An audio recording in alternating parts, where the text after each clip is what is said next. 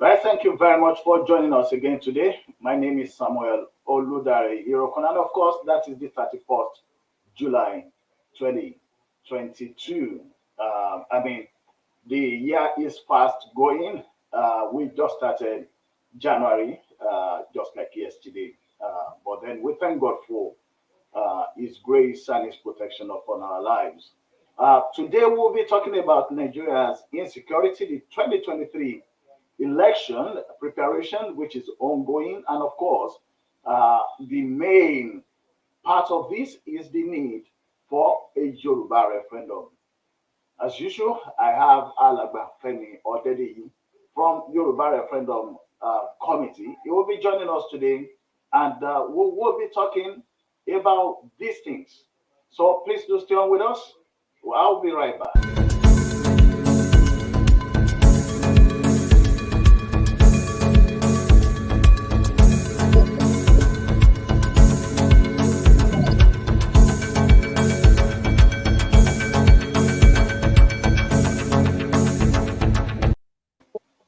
Right, you are most welcome to the program, Alagba Femi Odedeyi. Yes, thank you very much. It's a beautiful day and a beautiful evening for those who are in the evening time. So we thank God for keeping us alive and making us partakers of what is the unfolding history in our world. So thank you very much.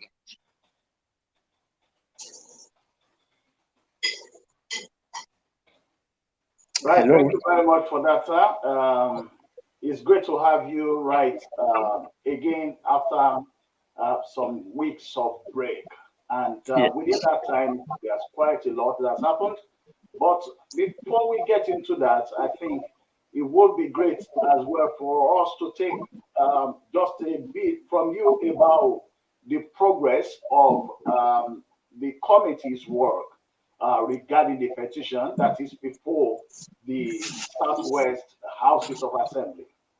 Yes. Like we have been saying, we are confident that eventually the Houses of Assembly will come round to what we are talking about, because the situation in the country also demands it, regardless of any electoral permutations or expectations and all the rest of it. But we still need people to buy into it, so that the pressure will not only come from us alone as a group or as a committee, but as the demand of the people. What gives us the confidence is not only the growing rising number of those who are signing the petition, but we know that the petition alone cannot push them to doing what they should do. So we need the active involvement of every one of us at our different levels and at our different stations. And we are beginning to see that many of the groups that are in existence and promoting what they call the Yoruba agenda, one way or the other, are now coming slowly to the realization of the necessity for the Yoruba referendum in Yoruba land. So I think what we need to do is to apply more pressure as at when necessary, and we believe it can be done, and that we can succeed in getting them to doing what they should do. Right, thank you very much for that. You almost go into the next question that I want to ask. I mean, which is quite good. Yes. We've been looking at some of these other groups, and there's a sort of whether it's we'll call it realignment or a sort of a new understanding that there should be a referendum. So Yes. some of the groups before, they were saying, no, that's not the strategy that is needed. It's something else that is needed. But over time, probably it could be because they've tried some other strategies, didn't work, and now a good number of them are now talking about referendum. So would you see this as a plus and as a progress on the side of the Yoruba Referendum Committee, sir? Yes, it is a progress because right from day one, we have been very clear about the necessity for the Yoruba referendum among the Yoruba in Yoruba land. And then, of course, we expect other nationalities in the country to take a cue from that and then fashion out their own methodologies. Why we are confident about it and why we see the gradual move in that direction is there's no because anything, no matter how we define what the Yoruba wants, there are only two options of achieving it. Either we fight for it, that is, raise up an army, take over, take on the government, declare the place, a Yoruba state, or we turn it into, or we utilize the electoral, and I will qualify what I mean by electoral mechanism, which is not a question of partisanship. That's the qualification. Partisanship is, okay, you vote for APC or PDP or AD or SDP or any of the parties, regardless of the circumstances. But electoral in the sense that the only way we can ascertain the wish of the people is for them to vote on issues that concern them, which has no political party affiliation. And that's what we are proposing and we are promoting. And we can see, even from the statements coming out from the different organizations, okay, some of them said initially they are no longer part of Nigeria, they are going to the United Nations and all that. But they are now talking about what they call regional referendums. Well, they haven't defined what they mean. I mean, who is going to conduct the regional referendums? But at least they have now realized the need for that kind of internal engagement within the different regions for it to manifest. And some have said that they have written to the international agencies and all that, and that they were asking them questions as to why they need the Yoruba state or why they need, what are the problems of Yoruba people. So each of these groups, they have their own ideas, they have their own suggestions as to what the solution is. So regardless, because we have several solutions on the table, there has to be a way, and we have been saying it on this program ever, when Akeredolu said, where did we reach a consensus? The only way we can reach a consensus is to have a vote on the issues that concern us. So the question is, since we have ruled out, because we don't have an army, and we are not advocating raising an army, the only other option that is available to us is this electoral contest, non-partisan electoral contest, which is what a referendum is. And then when it is now real, because without it, each group will be claiming to represent Yoruba people. So when you have 100 groups claiming to represent a single nationality, there must be a way. Even that is the sense in which partisan electoral contests take place, because each of the political parties will say that they represent something or some kind of interest, and they will place the interest before the people, which one is better than the other, So there's no way we can have several disparate groups claiming to represent Yoruba people without the Yoruba people themselves having a say in that representation. Otherwise, what will happen is groups will start fighting each other in order to impose one over the other. And that is why you find many groups splitting up and fighting each other, and all kinds of stuff like that. So at the end of the day, what we should focus on is not which group one belongs to or which group one doesn't belong to, but in the necessity for Yoruba people to take a stand on their own and reach and arrive at a consensus. We can now say, okay, what are the questions we want to be on the ballot? Right. Again, we have resolved that problem because we can, if you say, yeah, we want Yoruba sovereignty now, let's put it on the ballot. We want restructure. No, what we are saying is, before we even, whether you want sovereignty or you don't want sovereignty, the point is you have been atomized. We have been cut down into different pieces. We have at least six states. We are not even talking about the Yoruba and Kwara and Kogi states yet, Yes. or Delta. We have 6 states.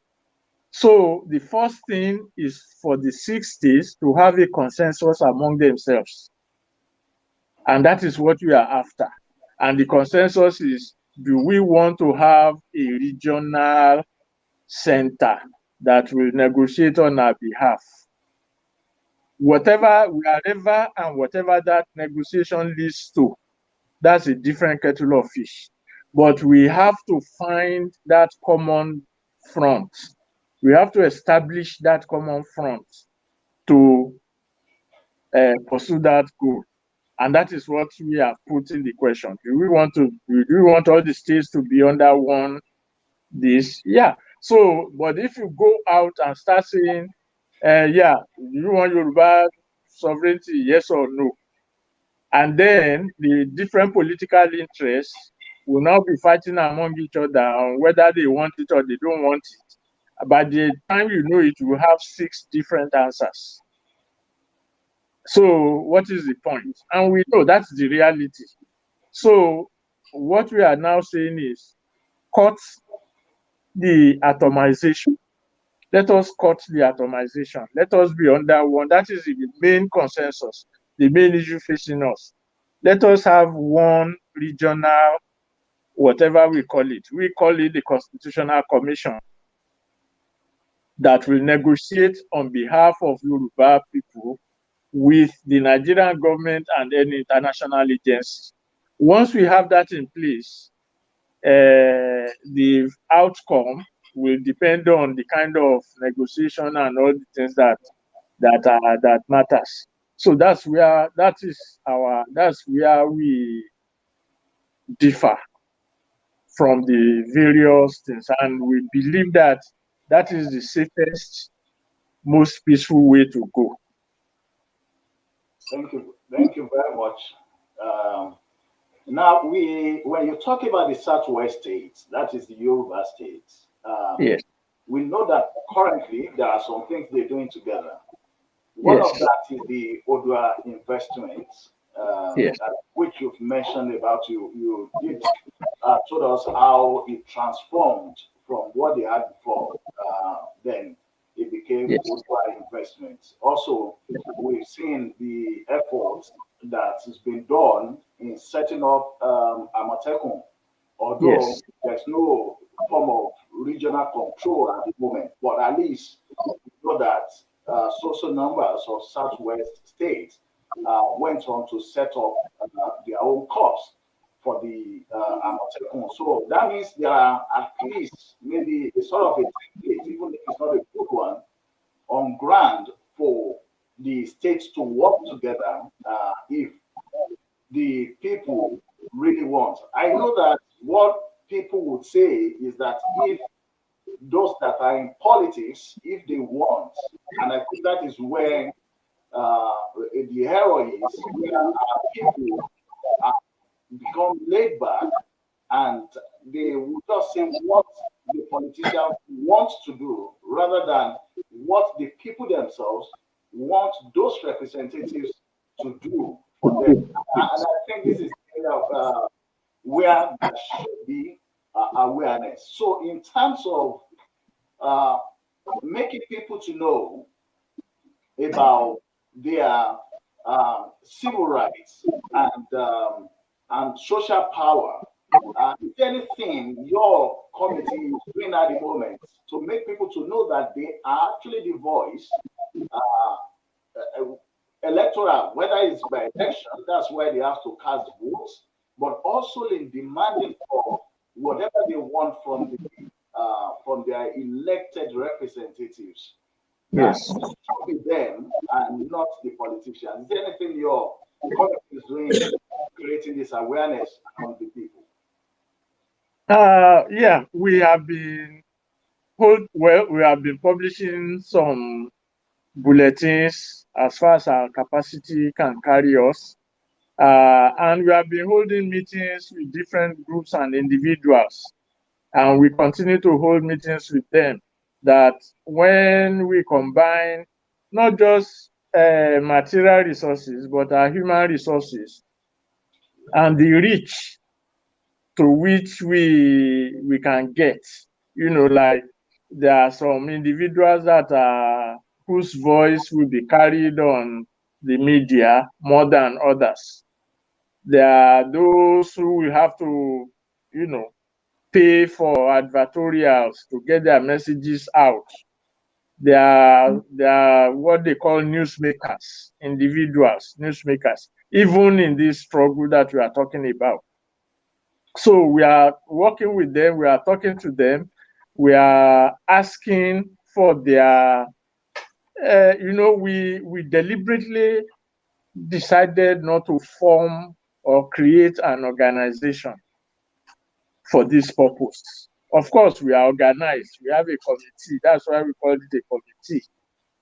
But we have discovered that over time, one of the major problems in Yoruba land is this penchant for forming organizations, and then you have the leadership structure and all that.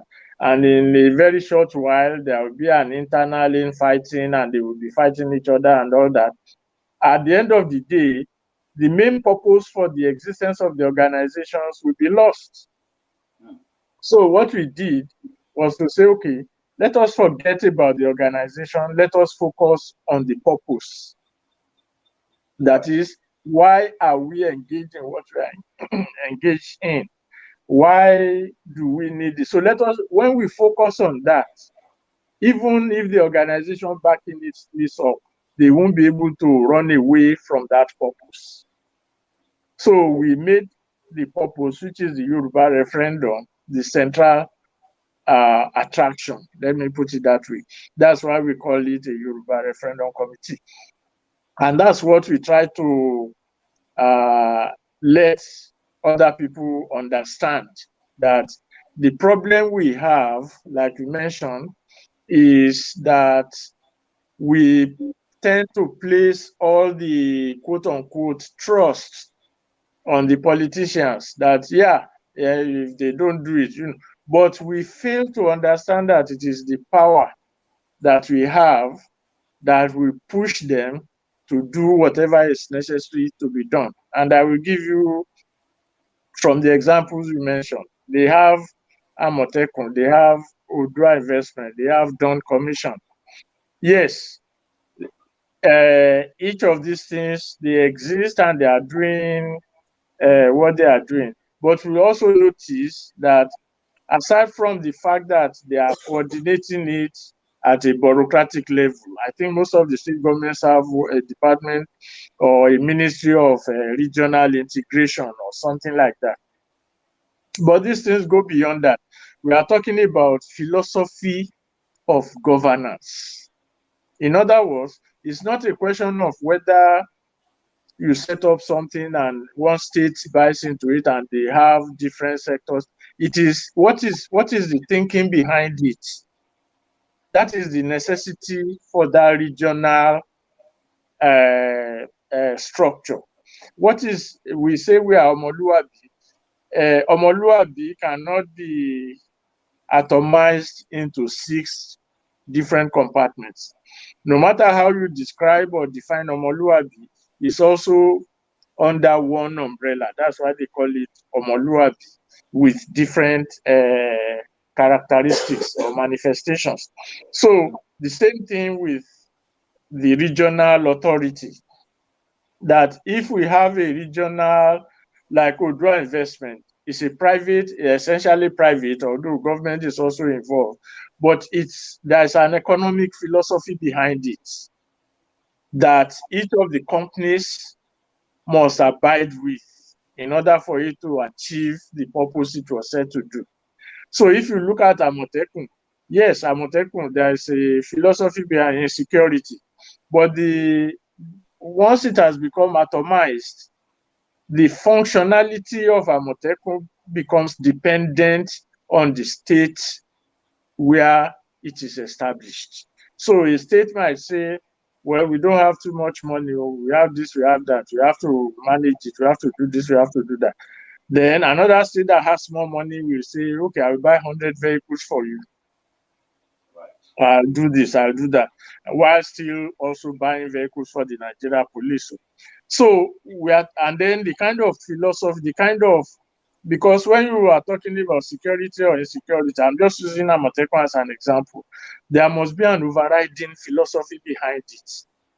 It is that overriding philosophy that will drive the activities of the different sectors. But when you atomize it into different states, aside from the name, aside from the emotion attached to it, aside from the necessity attached to it, the overriding philosophy of security is not there. That is why they appear ineffective, because the enemy you are fighting has its own philosophy and the reason for doing what it is doing. So it must be the same thing in the response that you have. So we are trying to get many groups to, reason along with us, try to understand why we need to do what we are doing. And we are making progress, let me put it that way, because I won't say it is our intervention that has now enabled some of them to start talking about regional referendum, although it might contribute to it. But, sometimes the circumstances itself, the social, economic, and political circumstances will also force a review of what one is doing if one is genuinely sincere about it.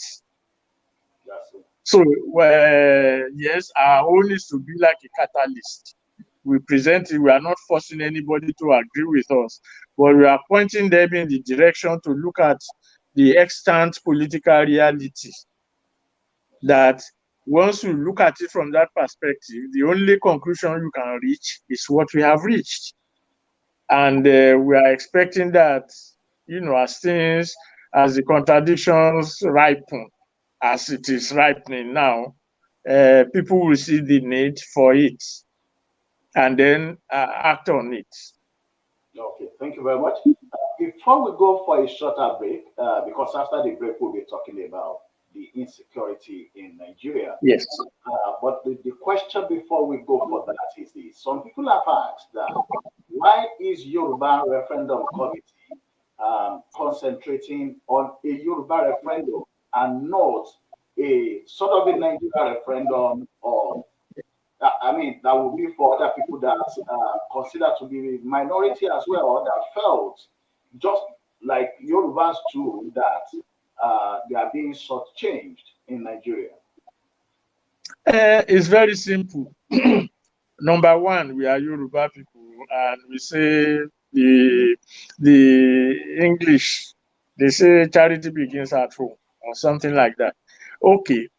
So the circumstances of every nationality, are different circumstances. We may all be under attack by a central force, but each one of us has its own specific circumstance. Why we say Yoruba referendum is simply because we know those who can do it are Yoruba people in Yoruba land, and they have been elected into office to do it. That's the same, the contiguous states. The minorities may have different circumstances, in the sense that if you look at the Middle Belt or the North, not all the minorities are contiguous as Yoruba people are. They are scattered in different states. As nationalities, they don't have the same uniformity of assemblymen and women that we have in Yoruba land. Then all kinds of stuff in the Middle Belt and the northern region especially. So if they are going to adopt, they have to adapt their circumstances. They have to adapt the move for the referendum to their own circumstances. So while we are saying we want the houses of assembly in Yoruba land to do this and do this and do that, the minorities in, let's say, Kogi State or Nasarawa State cannot do so. They can make the demand as minorities that they deserve to do this, and then, find ways of support and stuff. But the kind of expectation we have on the Yoruba Houses of Assembly will not be the same kind of expectation they will have in their Houses of Assemblies. So there's a question of context and content, so that each of these, we can only serve as a guide. Okay, like the East also, they have majority of their people in the Houses of Assembly. I believe also in the Niger Delta or the South and stuff like, even though the minorities in the Niger Delta are also, though they are larger minorities.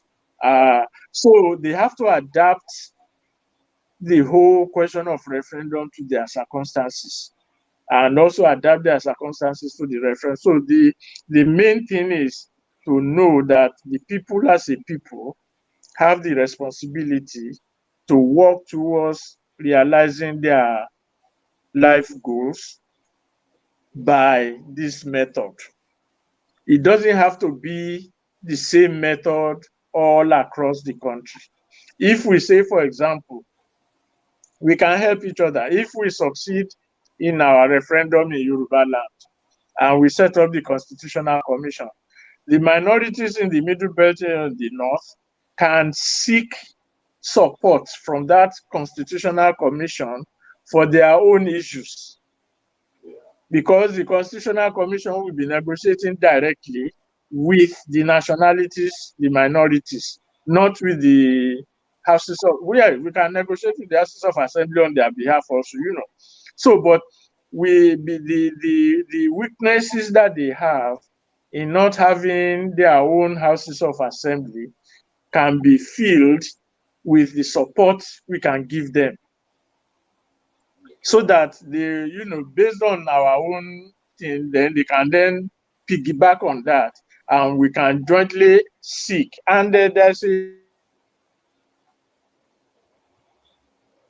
Okay, we are losing Alagba Femi Odedeyi right on there. I believe that he will get back to us soon.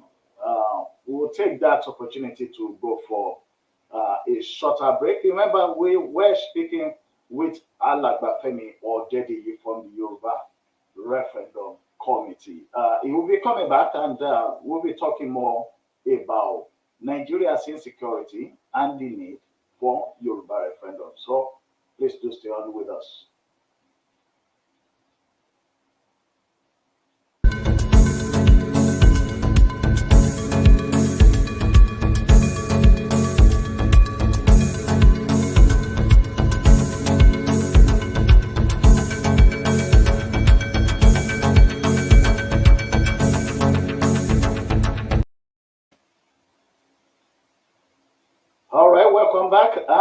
still with Alagba Femi Odedeyi. I think he's connected back to us, and that was a good time for us to have our session.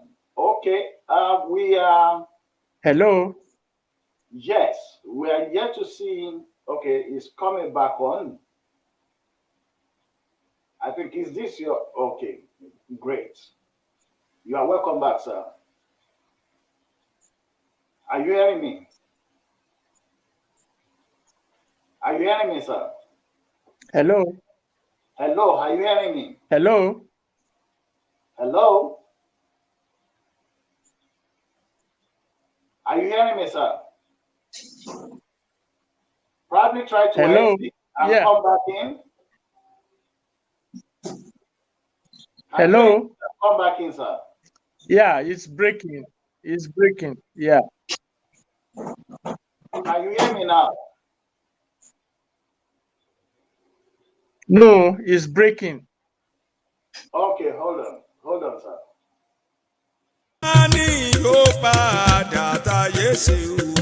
Ẹ̀yin àgbààgbà ìlú kí ló dé o tẹ́bí ń ṣòro bí èwe kí ló dé ẹ̀yin ṣe èèyàn bí ọkà èyí ti ṣe àgbà ìlú àṣòro bí èwe. Ta ni yóò padà táyé ṣe o ẹ̀yin àgbààgbà ìlú kí ló dé o tẹ́bí ń ṣòro bí èwe kí ló dé ẹ̀yin ṣe èèyàn bí ọkà èyí ti ṣe àgbà ìlú àṣòro bí èwe. Ta ni yóò padà táyé ṣe o ẹ̀yin àgbààgbà ìlú kí ló dé o tẹ́bí ń ṣòro bí èwe kí ló dé ẹ̀yin ṣe èèyàn bí ọkà èyí ti ṣe àgbà ìlú àṣòro bí èwe. Right, we're trying to get back Alagba Femi Odedeyi right on the program. I think there seems to be. Are you hearing me now, sir?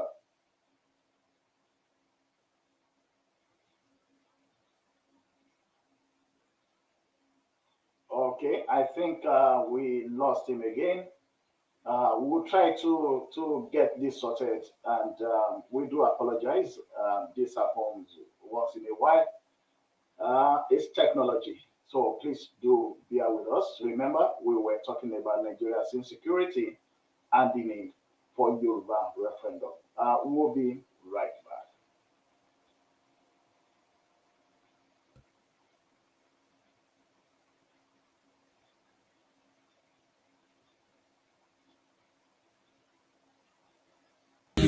Kí ló dé o tẹ́bí ń ṣòro bí èwe kí ló dé ẹ̀yin ṣe èèyàn bí ọkà èyí ti ṣe àgbà ìlú àṣòro bí èwe. Ta ni yóò padà táyé ṣe o ẹ̀yin àgbààgbà ìlú kí ló dé o tẹ́bí ń ṣòro bí èwe kí ló dé ẹ̀yin ṣe èèyàn bí ọkà èyí ti ṣe àgbà ìlú àṣòro bí èwe. Ta ni yóò padà táyé ṣe o ẹ̀yin àgbààgbà ìlú kí ló dé o tẹ́bí ń ṣòro bí èwe kí ló dé ẹ̀yin ṣe èèyàn bí ọkà èyí ti ṣe àgbà ìlú àṣòro bí èwe.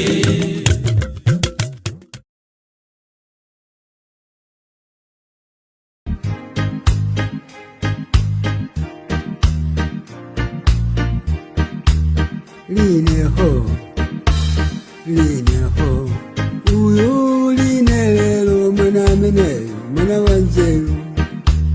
Line ho, line oh, uyu line lelo mana mene, mana wanzeru. Ukaja mama wa amatengazaje kuzeza bakomo pamaivaje. Gaja mama early morning, amadinga taji kusesa bakomo la mai wake. magoro wali Makolo aline, amuya mikira akutiri nerero mwana mene, mwana wanzeru. magoro wali Makolo aline, amuya mikira akutiri nerero mwana mene, mwana wanzeru.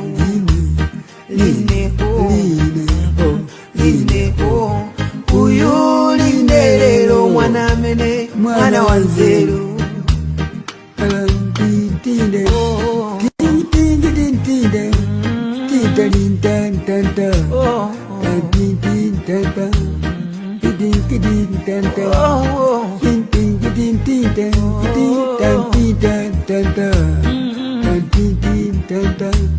line, line ho, uyu linerero mwana mene, mwana wanzeru. agire gogo wana Ile koko madingo wagali. gamu ya mikira.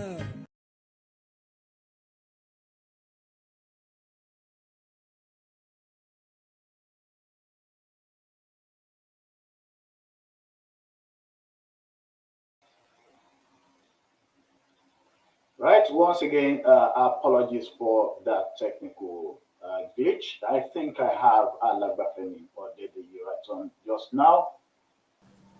You are welcome back, sir. Yes, thank you very much. Sorry about Okay, much the better. So great that we have you back. yes.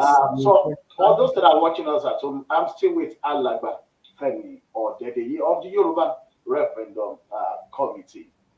Shortly before the technology part of this stepped in, we were talking about why his group, why they are concentrating on the Yorubas for the referendum and not a national one. And he's explained that other minority groups in Nigeria do not have the same unique position that Yoruba have, especially some in terms of the control of a state. For instance, in Oyo State, I mean, it's governed by Yoruba. We have Yoruba in all the states, House of Assembly, same with Ogun, with Ondo, and of course Lagos, Osun, and Ekiti.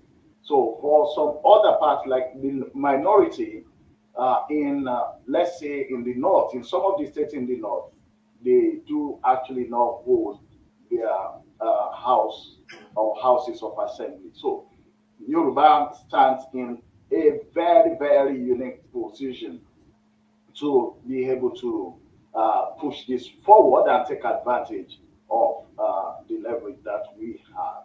And just like I said after that break, that we'll be coming to talk about the insecurity in Nigeria and, of course, link that to the need for Yoruba referendum. There's one question that people have asked, that why do we think that if we have a referendum and Yoruba has like a regional government, a regional control, that would be a solution to the insecurity?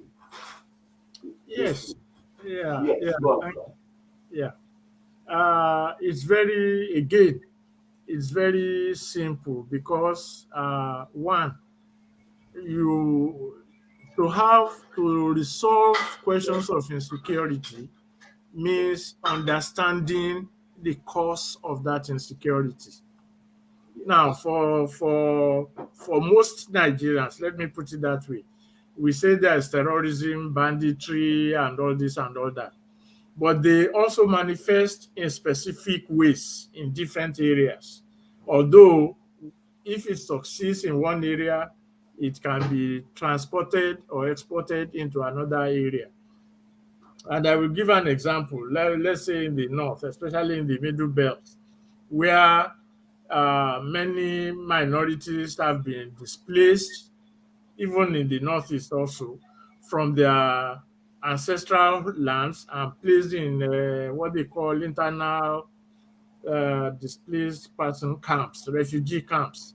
And then in some other instances, they have actually overthrown or removed their local chiefs and replaced them with emirs, which is a specific form of Fulani rule, and all the rest. So there are different manifestations of this insecurity we are talking about. It's not just about people kidnapping for ransom and banditry and all that.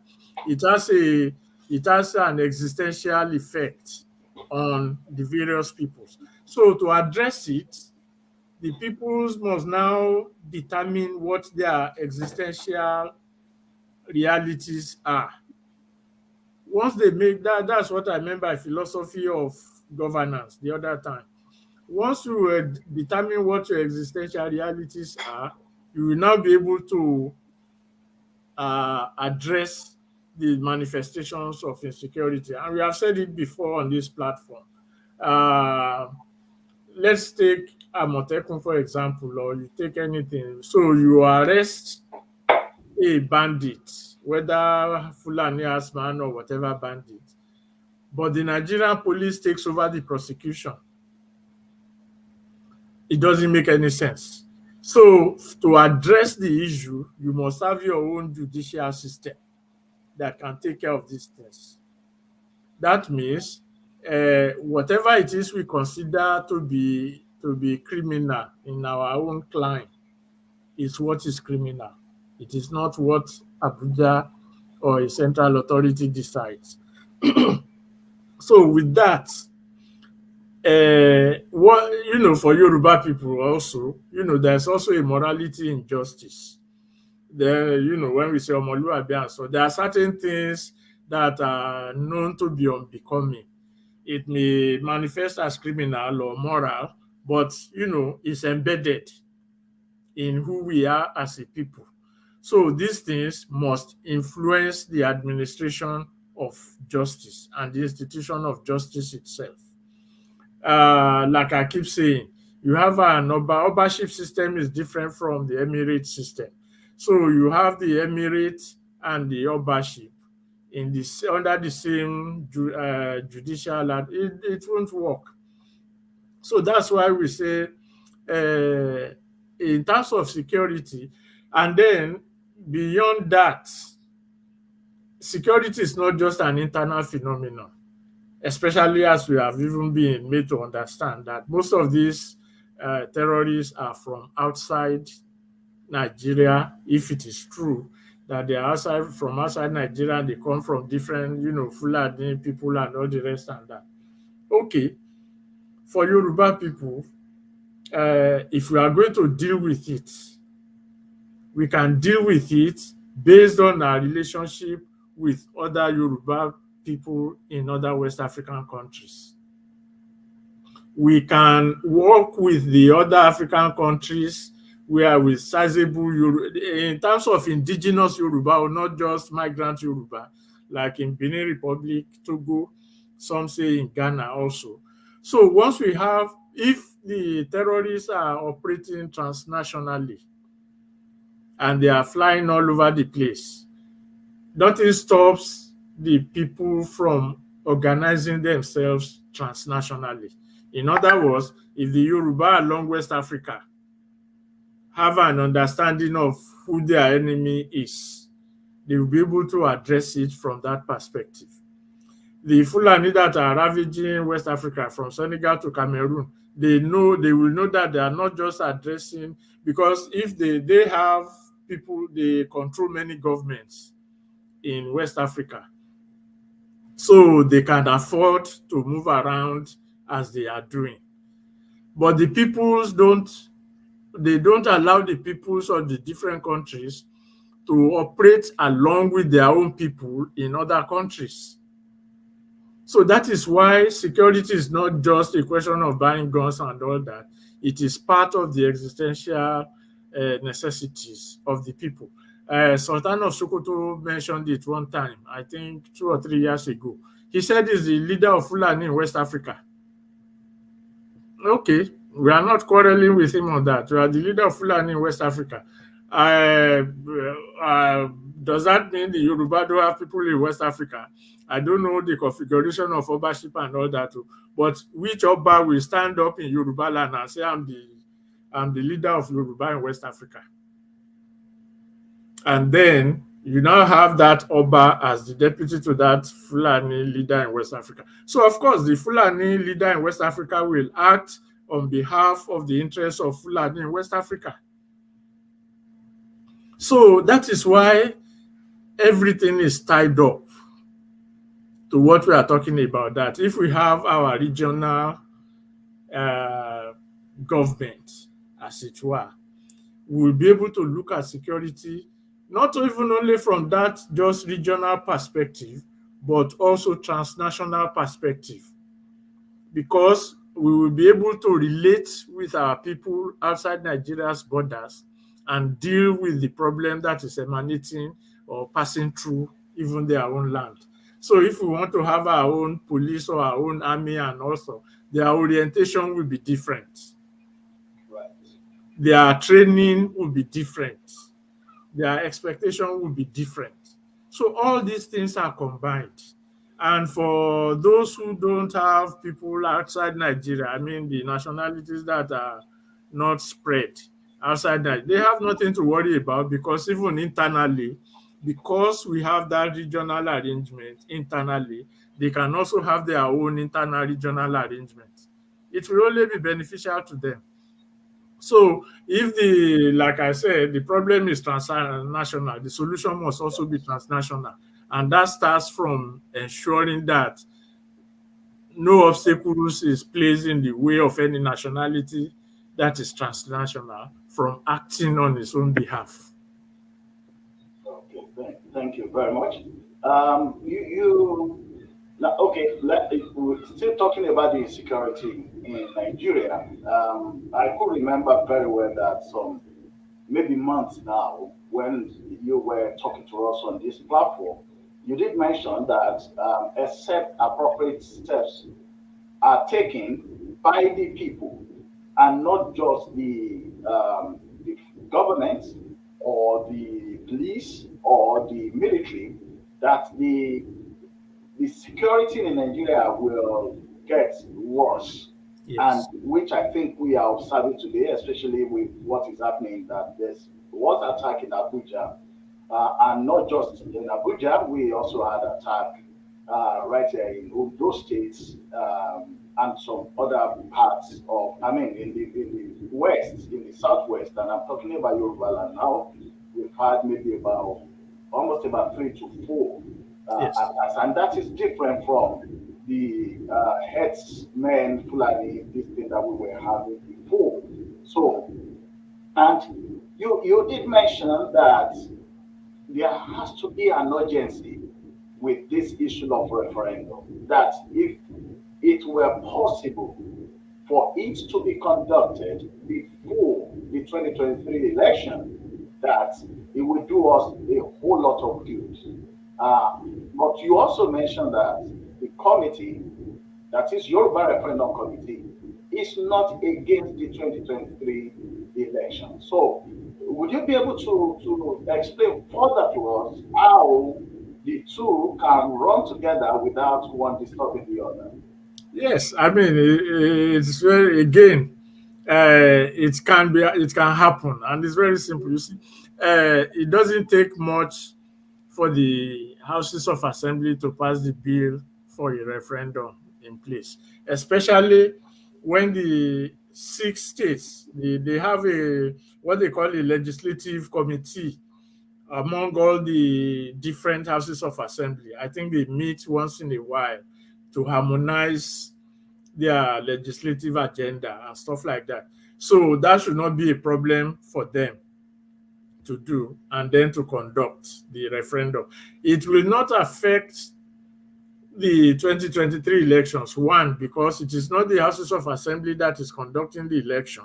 That's 2023. It is not the governments of the states that are conducting the election. It is the central government that is conducting the elections. Why we are not against the election is, again, like this. That is a reality if the election holds. Anything that is political I'm not talking about, because in Nigeria now, everything, when they say political, they look at it in terms of party or individuals and stuff. I'm looking at it from the essence that when they say a human being is a political animal, in other words, everything that we do has political consequences. So the first thing that must be done in any circumstance is to understand and recognize the reality you are facing. That's why when the Yoruba said you leave leprosy and curing ringworm, the reality is that they are working towards an election. The election will have impact on whatever we do. So we must take it into consideration. Now, if you say we are opposed to it, we must be able to stop it. But we can't stop it. We know we don't have the means of stopping it. If we say we want to advocate for a boycott of the election, it will even work against us in the sense that we are going to be fighting each other in terms of those who won the elections and those who don't want the election. And at the end of the day, if everything turns into a crisis or chaos, there may not be elections, but there will be a government in Nigeria that we will be subjected to. So we don't want all that to happen. So while we are now saying that we are not opposed to election, is also, if we also look at the way the political configuration is appearing, there are three major candidates. There are all kinds of candidates, but there are three major ones. Each of the candidates represent, whether they say it openly or they don't say it openly, they represent one of the three major nationalities in Nigeria. One is Fulani, one is Igbo, one is Yoruba. Yes. That is the reality out there. So if we say we are not interested or we are opposed to it, it will be like cutting our nose to spite our face. Because whether we like it or not, from history, and I don't think anything has changed to warrant a different interpretation, the Igbo will vote for their Igbo candidates. The Fulani will vote for their Fulani candidates. Whether the Yoruba vote for their Yoruba candidate or not, that is still up in the air. So if at the end of the day, they have the elections and all this and all that and all that, and it happens that the Yoruba candidate loses, and we don't have the referendum in place, then Yoruba land will be in big trouble. Why did I say that? The PDP, which has the Fulani candidate, deliberately snubbed even the entire South. They had an agreement. This power must come to the South. They violated it and put up a Fulani candidate. So that shows you, if that candidate wins, I doubt if the presidency of Nigeria will ever go outside Fulani power again. That's my personal interpretation. If the Igbo candidate wins, unless we want to kid ourselves, we know since about at least 1944, Yes. especially in terms of Lagos, what the Igbo have been declaring that it is a no man's land. They are the ones that develop it. They are this, they are that. They are saying it all over. They have been saying it forever. So if we know Lagos is gone, again, that's my interpretation. So if they now hold the election and that scenario happens, then the Yoruba people will be taking the short end of the stick. So the referendum at that point, if that happens, at that point, we will not even have the justification. We will still have the justification, but it will be reduced. Why, if we don't hold the referendum before then? Why will it be reduced? Because one, they had the election and the results are out and we lost out. Two, all our politicians in the Houses of Assembly refused to take on the demand for the referendum before the elections, and then they can't turn around after losing to come and say, yeah, we want a referendum. That will be a hard sell. Not that it can't be done, it will just be more difficult. And then the circumstances will have changed, probably. So the onus is on us and on the Houses of Assembly. More on the Houses of Assembly, but we are not just going to say, okay, the onus is on you, you are go and do what you want to do. But we have to activate our own inner strength to force them to do it, because it is an existential threat. This is not a question of whether one supports one candidate, or I mean, it is very clear. It's not a campaign for any party, but what we are saying is that because the possibilities exist, when they contest election, you either win or you lose. Sure. But if you are going to lose and you don't have a backup plan, then your loss is double. If he wins, if the Yoruba candidate wins, then he will have no choice but to also abide by what you have been decided in the referendum.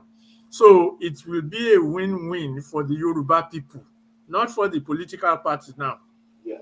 For the Yoruba people, if the referendum holds before the election. Because once we have that regional thing in place, no matter who wins the election, they can't, even if the Yoruba man wins the election, he can't come and say, oh, yeah, go and do. We just tell him to go and sit down. He has to deal with that reality.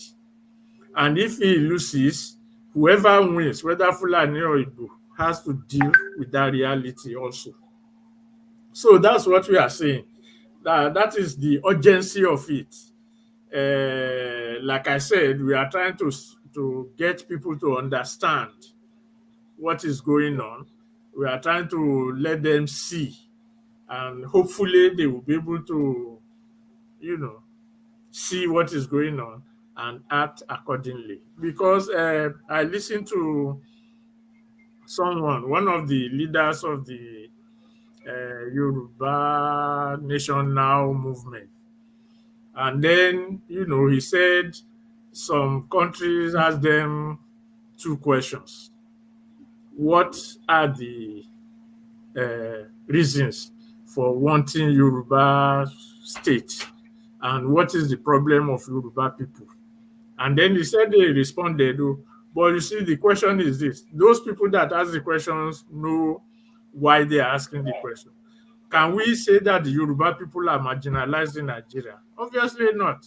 We have a person who is even contesting election as a Yoruba man. Is there. So what is your grouse? That's the central, but apparently they didn't get that. They are looking at it that they just asked them a question and then they said they responded. So then we are not being shortchanged. We are directly involved in these things and also. So what is your argument for a sovereign state under these circumstances? Insecurity is all over in fact, it is worse in other places in Nigeria than in Yoruba land. So you can't even say because of insecurity you want to quote unquote leave. So all these things boil down to, if they had spent their energy on getting these people for a referendum, even when such a question comes, it will be very easy. Well, we have held a referendum. This is what we have decided, and this is what we are doing. You don't need 22 pages to answer that question. He said this, and I'm quoting him. He said they wrote 22 pages. Yeah, okay, fine. So that is what we are talking about, that the urgency of now is to get those people to do this thing before the election. And it can be done because, one, they have the bill already with them. There is a general tendency for some kind of action to take place by different nationalities in Nigeria. There are different expectations going on. So all we need to do is to push them to do it because it will serve us regardless of who becomes the president. Because if the Yoruba becomes president now, he can say, I can make Nigeria better. I will do this, I will do that, I will do that. And they will be doing all kinds of things and nothing will probably change. Uh-huh. So if he doesn't, and then we spend another 4 years running around, this and that. And then if he doesn't win, we are even in a deeper hole based on what I have analyzed earlier. So it pays us to have that referendum before the election, and it can be done. And I hope it will be done. Okay, thank you very much, sir. The next question is just riding at the back of that one. Yes. You also mentioned in the past that with a referendum in place, that it doesn't matter what happens next, whether we had election or not, or the military decides to. I mean, we read reports about the leadership of the National Assembly going to speak with the military heads over the insecurity in the country. We've also heard about moves, attempts, or discussion by some of the lawmakers on impeaching the president. Yes. So anything could happen. But you said no matter what happens, whether the military takes over or whoever wins, once the Yoruba people have that referendum and it's been conducted, and we have the voice of the people. Yes. And this is not about one Yoruba leader speaking on behalf of the people, Yes. but we have the voice of the people. That will be a legitimate tool for us to negotiate with whoever comes into government, and also to negotiate with other countries Yes. that might want to engage with us or to get involved with us. I would like you to expand on that about this instrument of legitimacy. Yes, again, I like to use the word simple, simple, simple. I mean, I'm not being simplistic, but it's not rocket science. See, when they are making all those propositions, the first thing we should do is to look at the implications on us.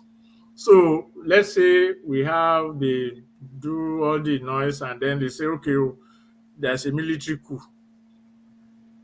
Now, the military coup will have to legitimize itself. Then say, okay, there are problems and this and this and that. So let us all come together to resolve it, which we have done before. So they will point to some leaders all over the place, or some people, put them and say, have a conference. Those people will have a conference and reach some conclusion, and then they will do whatever it is they want to do. And then say, okay, there will be peace. They will have elections in 2 years or whatever it is, back to square one. At the end of such an exercise, when they start appointing people into that kind of conference, they are not likely to be people that will represent the Yoruba. Now, let's say it happens. Let's just look at it. And then there's a military coup or an interim government, because they will do everything. Interim government that they are talking about. Or even when they say they want to impeach Buhari, if they impeach Buhari and logically and constitutionally, the vice president will take over. And then, oversee the election. But then, if Buhari is impeached and the vice president takes over, then they will accuse the vice president of trying to use his office to campaign for another Yoruba man. That is one implication there.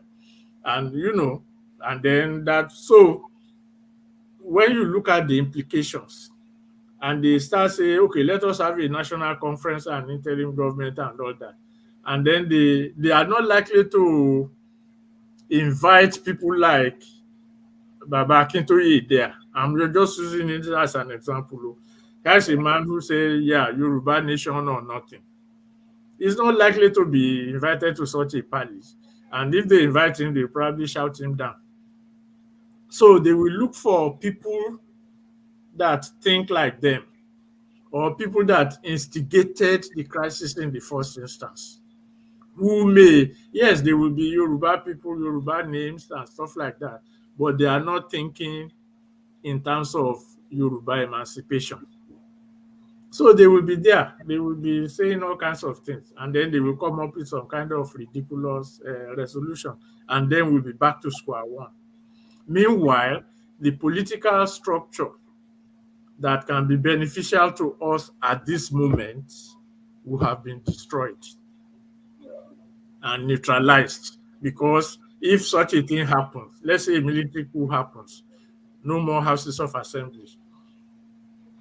The best we can be doing at that time is to be appealing for international assistance to conduct a referendum and do this and do that and do that. Because definitely the military government will not do such a thing. So if they have an interim government, okay, we'll have it for 90 days or whatever it is, and then conduct elections. Our houses of assembly will not be the way it is. There will be new political configurations, and we have to wait until that settles out before we take any steps.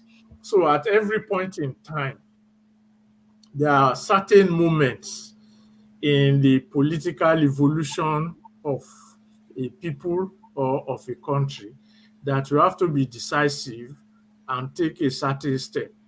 We lost that moment in 1999 when they pacified the Yoruba people. We held the Nigerian military at the jugular at that time, so they had no choice but to say, okay, two of you can be. But we lost the moment because we didn't insist on having a constitution before the elections. We just say, okay, don't worry, when we get there, we will do everything and all that. So we got there and see where we are today. So, of course, people can use any point of history to do any analysis, but there are always pivotal moments that if you don't take certain actions at certain times, the implication or the repercussion will take too long to recover. What we should have done in 1999, that's almost 20, how many years ago, is what we are talking about now. Yes. That if they had taken that step, and we did make, attempts to do, but that's another story. So if they didn't take that step, if they had taken that step at that time, we'll be talking about a different thing today. So it's the same thing now, that we are at a critical moment when these things are happening, and we have the ace in our hand to get our houses of assembly to do this thing before, because by December, everybody will be running around trying to get elected. I mean, so we have the duty to pool our resources and our efforts together to compel them to do what is needful. I hope our people are getting the message. yeah. So thank you very much.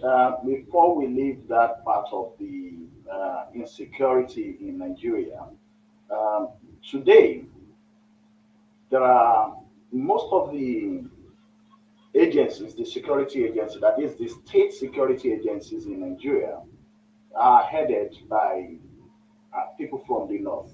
Yeah.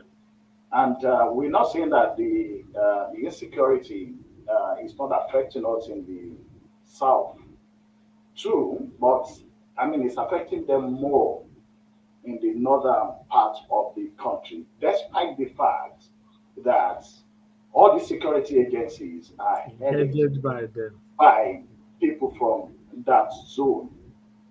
Now, some people from the north did say that you people from southern Nigeria, you complain a lot, but we are facing more dire situations than what is happening to you. And but if you put those things together, because naturally, and I will say it naturally because if you have the instruments of protection, you want to protect your people. But we see that uh, the other way, happening the other way, with what we have right in Nigeria today. In your own view, what do you think is wrong? Is it the structure of Nigeria itself, where you have people that have been given the power to make decisions to protect, even if they are going to protect only the people in the north, but it's not happening? Is it the structure that is wrong, or is it the ideology of the people that are right there now? I think it is both, Right, sir. one after the other. One, the structure is wrong in the sense that uh, since 1966, Nigeria's structure had been based on homogenization. You know, you want to impose, you want to, the attempt to turn Nigeria into one, let's say, Hausa Fulani country, or let's say one country under the hegemony of the Hausa Fulani to always be in control, which is to turn Nigeria into what they call a nation state. That is, the nation is the state. So, what is the nation? The nation is now people that are subjected to one hegemony or the other. That is what Nigeria is, and that is the major problem. Now, that is where the structural problem comes in. So, when it now comes to insecurity, even under such circumstances, how to sustain that hegemony becomes an issue. So when all this insecurity and all that, when they complain in the north that their people are there, these are attempts to sustain that hegemony because, I mean, it's logical. People are in control of the security apparatus, yet we are the ones suffering more. So, of course, you can say, and then remove your people and put other people there. Then they will say, but most of these terrorists are Fulani people from other West Africa. Then they will say the other non-Fulani people want to start fighting Fulani people. So it's a catch-22 right there if one follows their logic. So, but the structural, when they make that thing, they don't look at that structural imbalance. That in order to ensure that hegemony, now everybody, whether you are Fulani or Hausa or Kanuri or Yoruba or Igbo, must now be made to subject itself to that hegemony. And that is why you see these things happening more in the north. And then if you look at since 1999, at the onset of every election, you find questions of insecurity becoming more and more. It's just that it became more daring under the Buhari regime. It's not that it's, I mean, if you look at under the Jonathan regime, there were all kinds of insecurity all over. So it's always aimed at ensuring the continuity of that hegemony when elections are coming around. So that is one aspect of it. The other aspect is when you said either the structural imbalance or the what was the question again? The people there. Is it the ideology of The those ideology. people that Yes, you're actually talking they are combined. They are combined because the ideology of a one-party state is anchored on having that hegemony in place. So that is the kind of ideology they will now import into other parts of the country. That is why they will now say to have elections, you must have what the Christians in the north are calling balanced tickets. As long as you have a Christian or vice president, but we know it's not all right. We've had Christians and we had all these things. Nothing changed. So the ideology of that's why when you link it up with the question of regional security I mentioned earlier, Yes. that is the only way to break the backbone of this thing.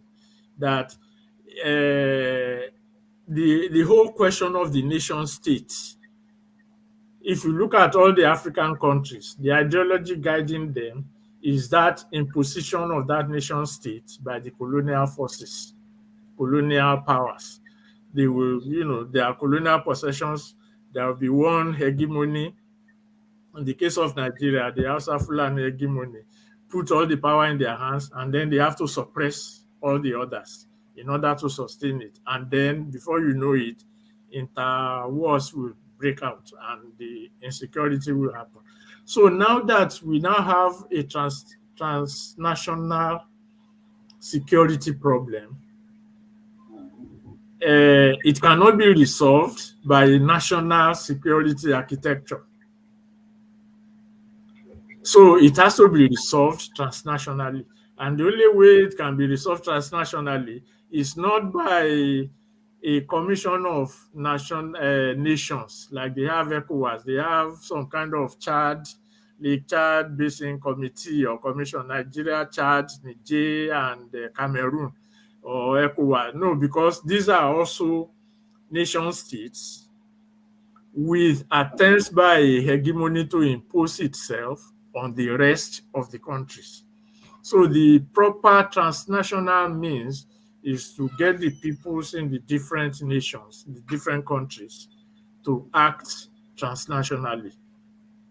That is the way, because once the terrorists also see that let's say the Yoruba, for example, the Yoruba in 4 West African countries are coordinating their security, they will think twice before coming. But as long as we remain within the Nigerian security architecture, then their security, their activities and actions will be geared towards sustaining that hegemony in power. It became more worrisome under Buhari, like I said. It's been happening all over the place. So they will even be happy to get rid of Buhari himself. Yeah. Why? Because Buhari has actually turned what was hidden before has now been blown open by Buhari. It's like Buhari is saying, take it or leave it. This is where we are going. These people have been managing it since 1966, giving palliatives, federal character, zoning, this and that. We will give you appointment. We will give you that. But this guy just came and said, forget about all that. I'm going to take everything. So, so they will be happy to get rid of him because he has really put the hegemony in trouble. So the question then is, when they get rid of him, or if they get rid of him, what are the implications for us, and what are we going to have as our line of defense? Or are we still going to allow another form of rigmarole, like we have said, national conference, interim government, and we are looking for a competent patriot to come and do something, and all kinds of stuff like that? Or we, the people, really now stand up and say, wait, this is the crisis of the nation. So the ideology is on what is a nation. Is Nigeria a nation state? Is Nigeria a nation? Of course, Nigeria is not a nation because we don't have, like we say, we have Yoruba nation. There's nothing Nigerian like that. Yeah. No language, no culture, nothing like that. So Nigeria is just a state that all the nationalities are competing to control. Unfortunately, the Hausa Fulani have the edge in terms of control. And then all these things that are happening have to be ensured that the control manifests. If you look back a little while, you know, when it was the same when my Tatsini, I think was it my Tatsini or somebody in Kaduna, Yeah. when they tried he was the GOC at that time in Jos or something like that. And he went and, you know, even not to going into Yes. Chad to finish, you know, to fight them off before he was recalled. So that shows you that this thing is not just something that is just happening. It's part of a plan, or not a plan. I don't call it a plan. It's part of a process to institute a hegemony on the rest of the country. Yes, there will be what they call ultra nationalists, you know, people who will not give it a hair. So they exist all over in all climes. So those ones are there, but that's the central core. It's the ideology that fuels the structure. And that is what we must look at, always look at. A quick one, maybe in about 2 or 3 minutes to answer this, Yes. or about 1 2 minutes. Yes. People have said that there's a plan, or there's a plan in place, or the federal government is planning to hand over power to Boko Haram. Now, in your own view, if they hand over power to Boko Haram in Abuja, would that government be able to control the whole of the country? Of course not. I doubt it. I mean, my 1 minute answer is I don't think the government will do that. I mean, that would be too foolish. But they won't do that. So, but if they formally say, okay, Boko Haram, you have taken over, we hand over to you, and then there's no need for any other. I mean, it's now a question of force. Yeah, I mean, if unless again it can happen, they can hand over to Boko Haram, and then you have some people who say, "Yeah, let's give them a chance." you know. So, but I don't think it will. I don't think it will be that brazen if it's going to Uh, happen. I because don't I think that is the word. It won't be that brazen. It I won't mean, be they that. will No. maintain the hegemony by Yes, we have to. manipulating the political Yes, system, yes. but We have to definitely look it's at not the. like just Uh, handing over to Boko no, no, it Haram won't when they happen know like that that. It we won't have happen a like that. multi-ethnic Yeah. country, and of course there will not be. In Yeah. fact, what I told someone from our own view was that I mean there's no way they will hand over so Mhm. brazenly power to the Boko Haram, and No, our boys in the military will sit we there just under that no. command. It's not going to happen. It's not going to happen. Thank you very much. They will be quote unquote smart. Even if they are going to do Smart that, they with will be this. smart about it. Put it Uh-uh. under some things that people will not say in my hair. That So is you it. have to be, yeah. Almost like some of the ministers that people have complained with, Mm. some ministers that people believe that they are soft when it comes to terrorism, and now they are in charge of some very sensitive positions. So I think Mhm. it would be such manipulations Such and man, not just a yes. brazen handover. Yeah. Thank you very much. We still on with Alagba Femi Odedeyi. You will be going for a shorter break. Now, remember, what we're dealing with today is Nigerian insecurity and the need for Yoruba referendum. When we come back, we'll be talking about the Muslim tickets, the position of the church, and of course, looking actually into the 1999 Constitution and what we should be doing. Although we've mentioned it right at the beginning of this program, but we'll be tying things up when we come back from this short ad break. Thank you very much, Alagba Femi Odedeyi. Thank you. We'll be back with you once we finish this advert.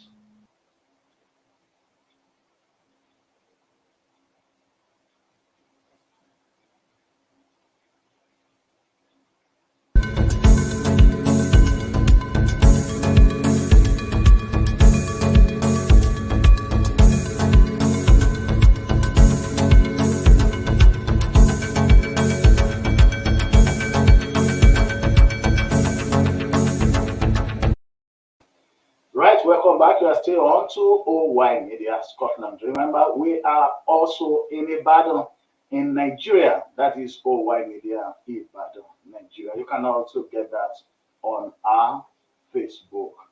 And of course, we're also on YouTube. Okay, we're still on with Alagba Femi Odedeyi. And remember, what we're talking about is Nigeria's insecurity and the need for Yoruba referendum. Alagba Femi Odedeyi, you are most welcome back. Thank you. Thank you. Thank you. Okay, so in this session, we're going to start with there was something we posted in the past, and a whole lot of people obviously copied it as well. I want to get that on. We have that. Right, so I'm just trying to get the full. I want to get the full stuff of it. It's just to so that it can lead us into this section. I'll pick this one straight away from Yoruba Referendum Committee's page. Okay. So then we can. I'm trying to minimize this part of it, but if we can't get it, I think we'll just take it on here because of time.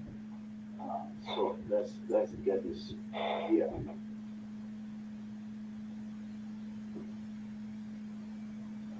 Microsoft Edge, and we're here. So this will be coming on. Okay. So 49 people elected, selected to write a constitution, wrote a constitution. 40 people in the Supreme Military Council promulgated a constitution for us. Under General Abubakar, government in which I served, I was in executive council. I never saw the draft constitution. I was Minister of Information. It was my responsibility to publicize it to the country. On the day of swearing in of Obasanjo, we didn't have a copy of the constitution. I didn't know who was printing it. And my ministry was supposed to pay for the printing. And Obasanjo was sworn on a constitution that had not been read by anybody. And the National Assembly could not be constituted until 4 days after his swearing in, because there was no clear copy of the constitution. You can't build a quicksand, and the country cannot live on falsehood. yeah, a country cannot live on falsehood. Now, the claim there was that even Obasanjo that was elected then, there was no constitution. So he was sworn in with a blank paper. It was 4 days after that the constitution was eventually brought out.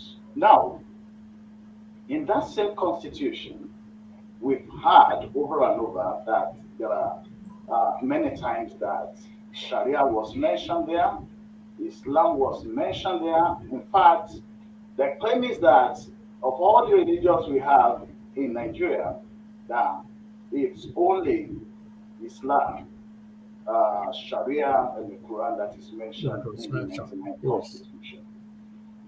Now, if I know a whole lot of people have spoken about it, I think it was also discussed during the 2014 CONFAB National Conference, but nothing has been done to address that. And today, we are now faced with a sort of a cry over a Muslim ticket. Now, should our focus be on how to take the constitution down? I mean, if I can use that word, I mean, things that we can do that will automatically obliterate the 99 Constitution, or should we be arguing over a Muslim ticket? I think your first solution, that is, quote unquote, taking down the 1999 Constitution, is of primary importance. And the reason again is very simple. You know, when they started about this Muslim, this Muslim, that, one, the obvious issue would have been, well, I mean, if that party decides for whatever reason to have such a ticket, then go and vote for another party.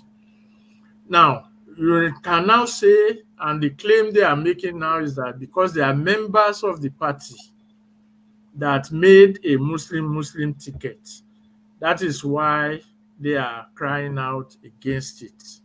Okay. Now, the thing is, a member of your party is also a vice president who is a Christian.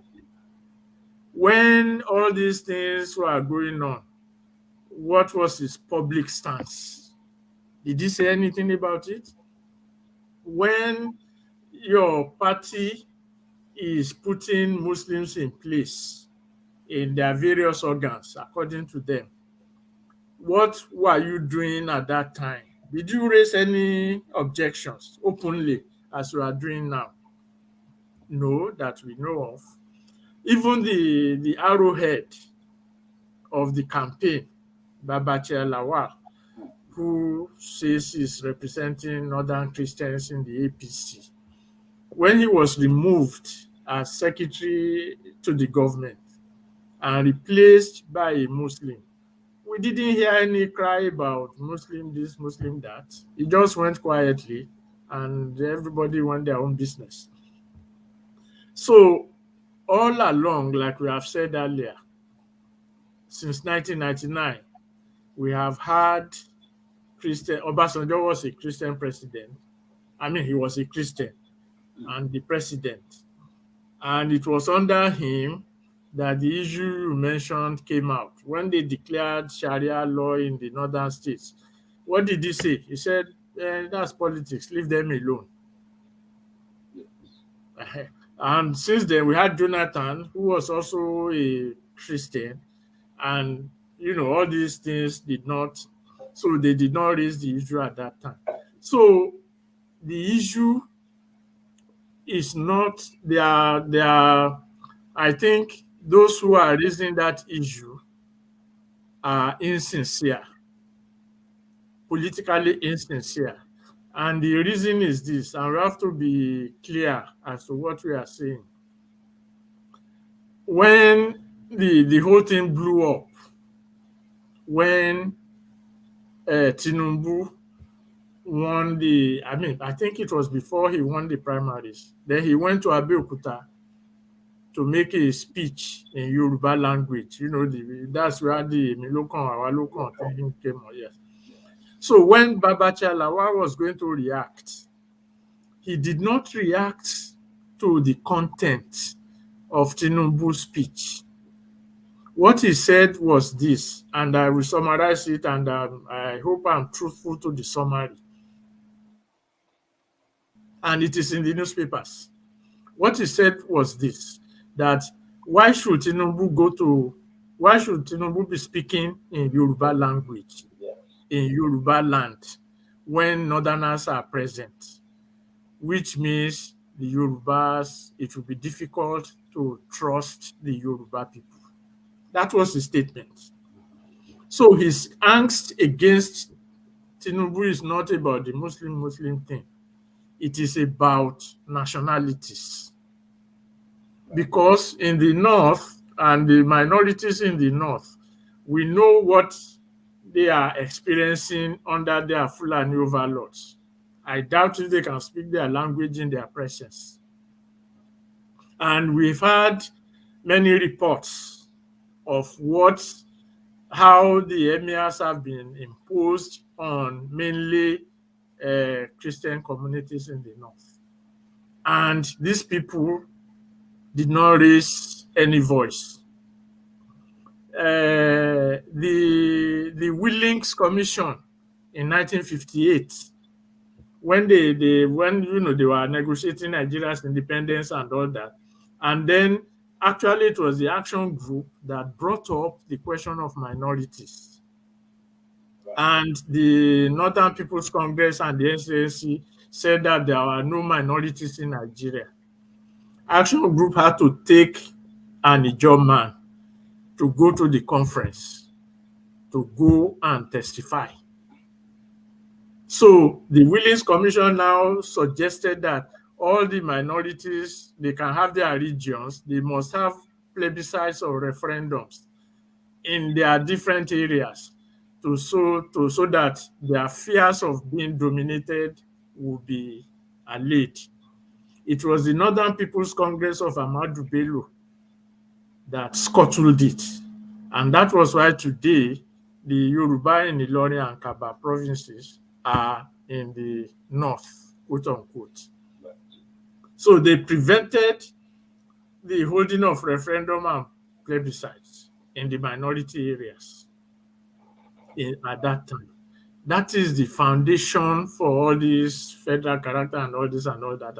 Because if the regions for the minorities had been created, most likely the 1966 coups and the counter coups and stuff will not have taken place. So that's why, earlier on I said we look at pivotal moments in history and see that when you should have done what should have been done, certain consequences will be avoided. So now, when they now turn around today and now start saying, we don't want Muslim ticket, we don't, okay, fine. But you had a Muslim Christian ticket under Buhari now. Abi. So what impact will a Christian vice president make to a Muslim president if they win the election? So these are issues. And then, when they start all doing all that, then they now forget the question of the minorities, even in their own region. As if it is the presence of a vice president on a ticket that will address the issue. We've had that before. We have said it. We even had the president as Christian. Nothing happened. In fact, it grew worse. It was Obasanjo's government as a military head of state in 1976 that started what they call the local government reforms that now enabled the imposition of emirs on Christian communities in the north. So these things are there. So when they start talking about Muslim this, Muslim that, Muslim this, Muslim that, they are just, that's why I said they are insincere. Let me just put it that way. It's insincerity. And then to link it up to the question of the 1999 Constitution. So, yes, it is true. Nobody saw the Constitution. Obasanjo did not see the Constitution.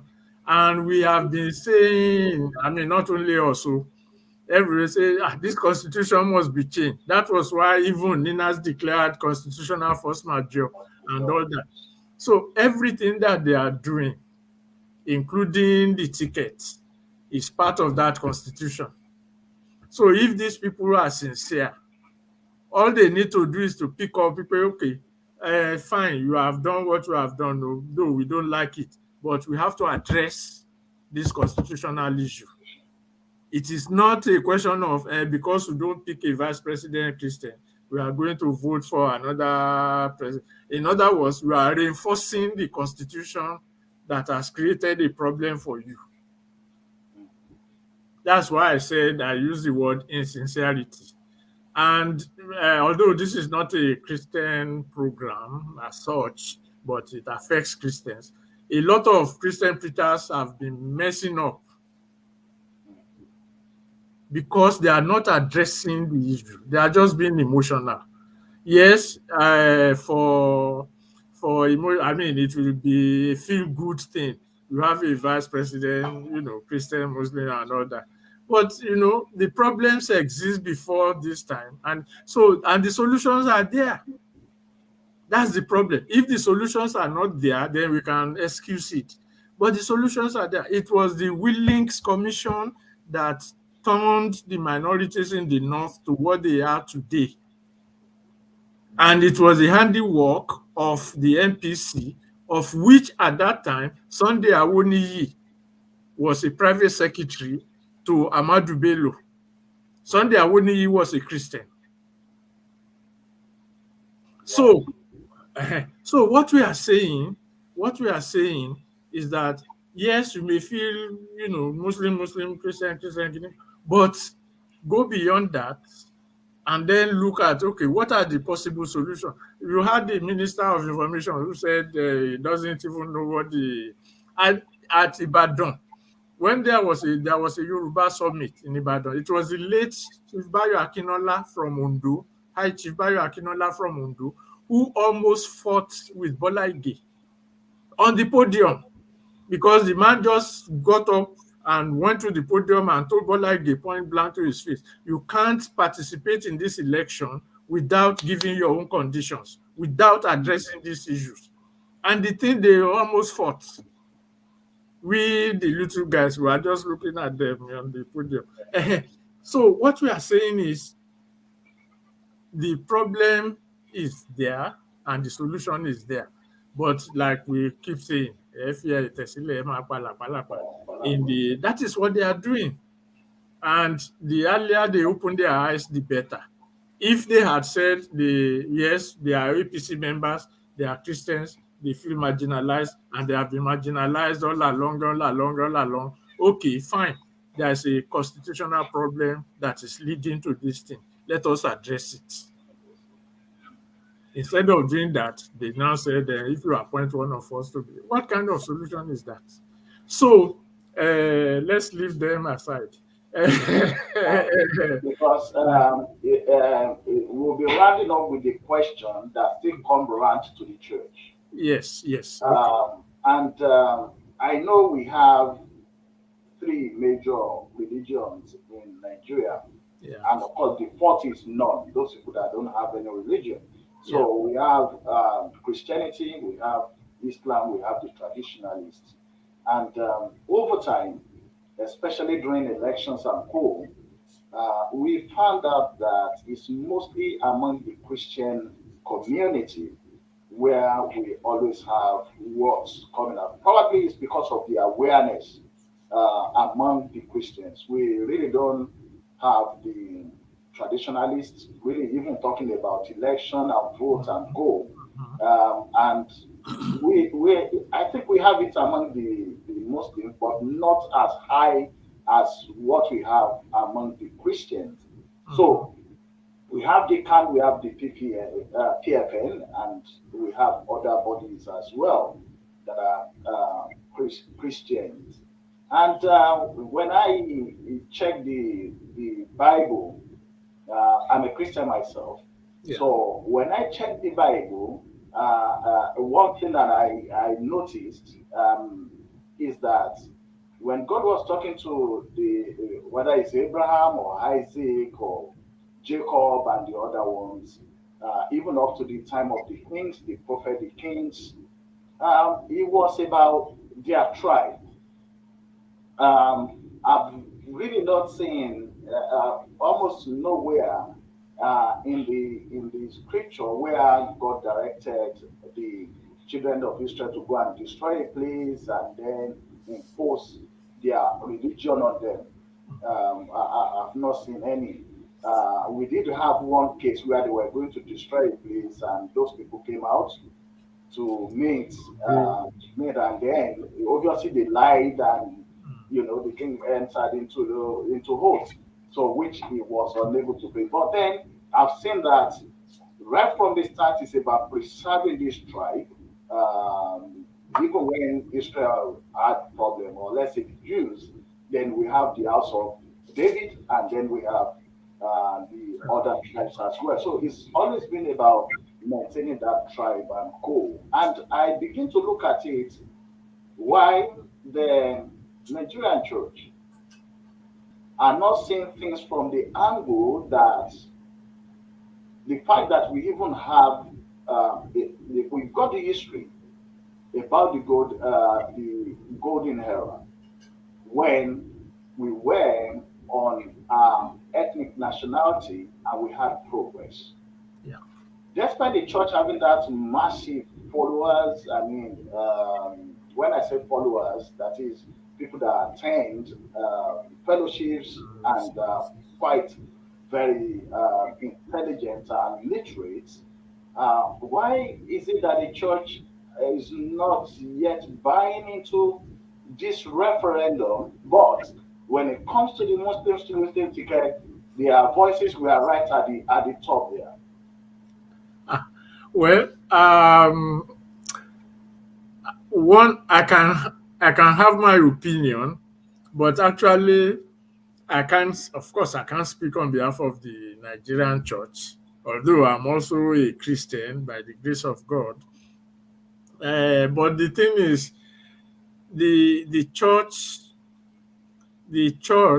is. I think there's a part of the Bible that says they are plastering the walls with untempered mortar. Hmm. That is what the church is doing. I think it's in Ezekiel or something. Okay. Uh, they are, like you said, and when I said earlier on that there's a solution, everyone, whether you're Christian, Muslim, or whatever, we know what the golden era represented. We know everyone in Nigeria, when they want to talk about development, they always refer to that period.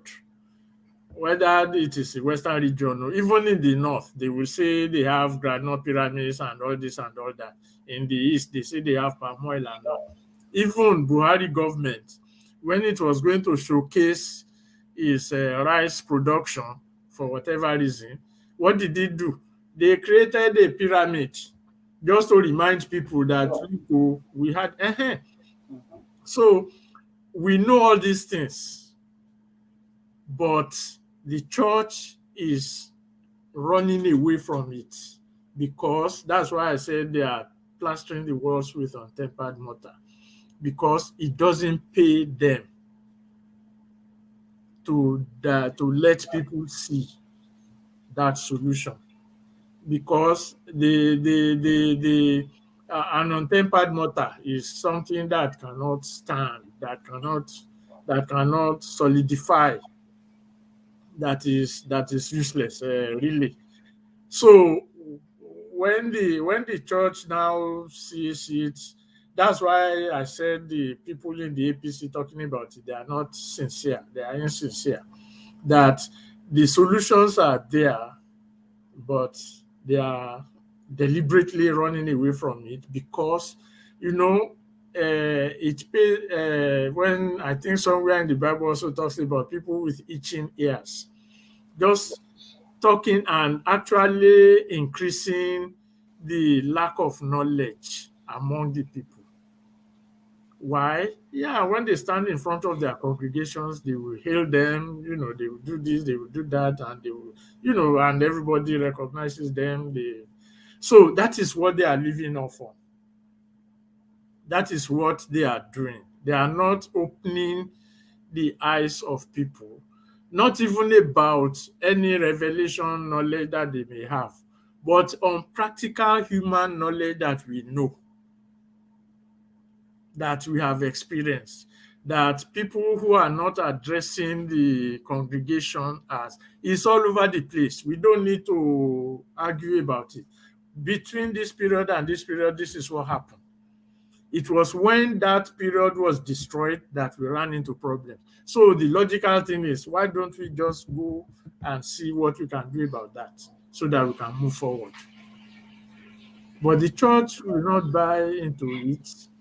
I don't want to go into any criticism of the church here, but the bottom line is they are plastering, for any Christian that wants to check, they are plastering the walls of Nigeria with untempered mortar. And God is against it. It's as simple as that. They can run and make predictions and prophecies and all kinds of stuff like that. At the end of the day, God will still be God. And I mean, that's the message for Christians right there. But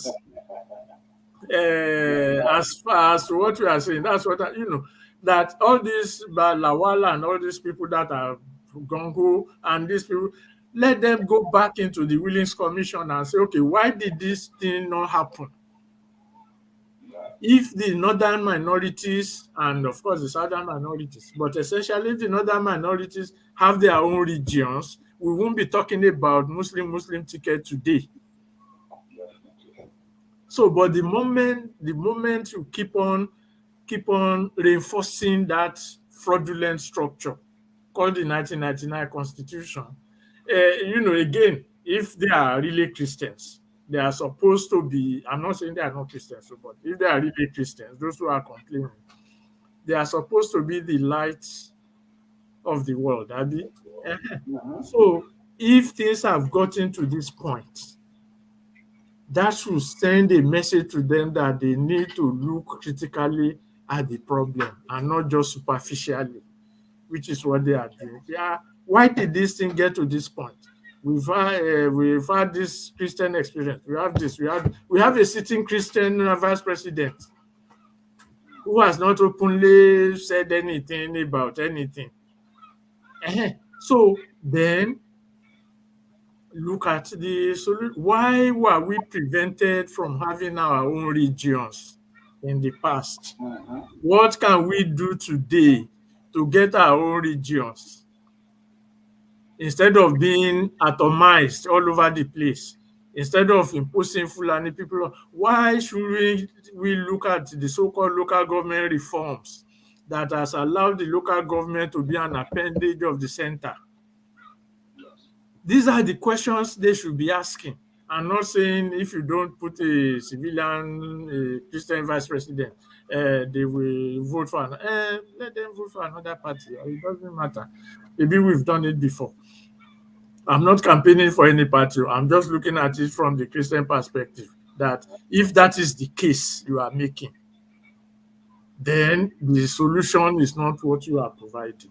And that is the level of insincerity. And they should go, any Christian should just go and examine him or herself and see whether, if we have said it, Obasanjo did it, nobody saw the Constitution. We are operating under the Constitution, and the Constitution has led us to this impasse. So the next thing is, what do we do? On ourselves, we say, let us change the Constitution through the referendum so that when we have the referendum, each nation will have everything they want to do. And then if we want to have a Nigeria, we have a center, we define the center. So let the Christians also do the same thing. Okay, we know that this is your fine, you have done that, but this is what we want for ourselves. So that's the thing. How can someone get up and say he can't trust somebody because he's speaking in his language, in his own land, and then calls himself a Christian? So anyway, let's... Thank you very much for your time, Alagba Femi Odedeyi, and those that have been with us, thank you very much. I'm going to share the petition because we're running up now. The petition is live, and I think what we have at the moment is about 11,500. 11,500, yeah.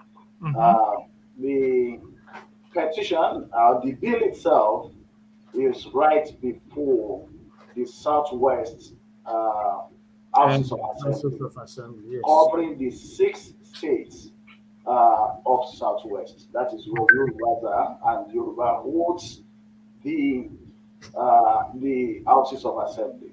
Yeah. So, and that is the bill. So, if you have not signed, please do go and sign. Like it's been mentioned, it doesn't really matter whether who wins the next election or whether the next election doesn't even take place, or the military decides to hit.